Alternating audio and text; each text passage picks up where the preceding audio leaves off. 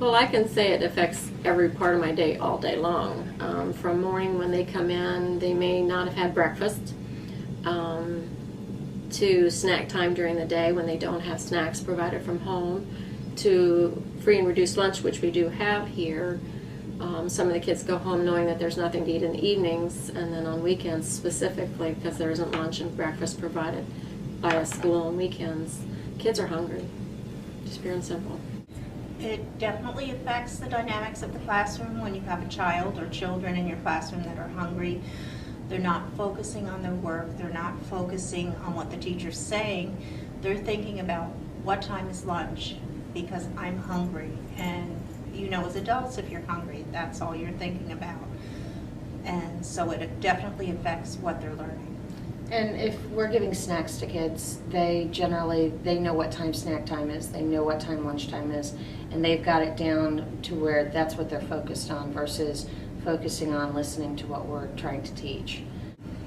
A lot of times if the kid's hungry, if a child coming into the room is hungry, they will not be focused on anything we're talking about. They will find any excuse they can to go to the nurse, or they will start talking about something else because their focus really isn't on that. Their focus is, I didn't eat breakfast this morning. I didn't make it in time for breakfast at school. Mom woke up late. Do you have anything I can eat? When are we going to eat snack? So their focus literally comes off of the academics and what we need to get across to them. And they're very one-directed at that point. And a lot of times they'll come in and be so hungry that they get an upset stomach, they get a headache. You know, I put an ice pack out just for kids who have headaches in the classroom, just so that way we can keep them in the classroom versus going out to the nurse a lot. I know that a lot of times we have kids in my classroom that they don't want to go home. They want to stay here because they know it's safe. They know that we're going to do everything we can to ensure that they get something to eat.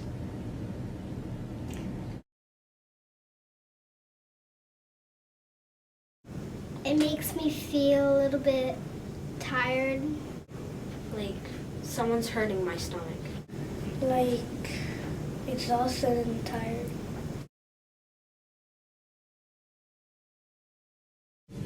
I think the Green Bag Project is a wonderful project for the simple reason it's brought more awareness to community people, to businesses, to area schools. What with 60 Minutes doing their airtime, and the fact that we are able to now provide sacks of food for our children on the weekends, I think it's a phenomenal program, and I think it's been well deserved the attention it's getting and needs more of it. I would say that the kids being able to get food on the weekends is so helpful.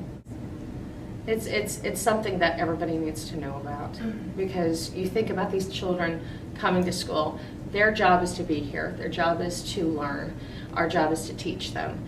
But when you're having children just barely making it, coming from their home to get here, and that is the only thing they're worried about, is being here and trying to do the best they can, and they should never have to worry about food.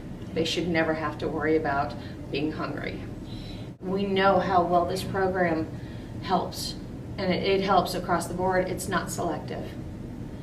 Every child needs and deserves to make sure that the food is on the table. When I get the food, it makes me feel happier. It makes me feel excited. It feels good to take home food, though. I feel really happy. I feel not exhausted, more like excited when I have a bag of food to bring home.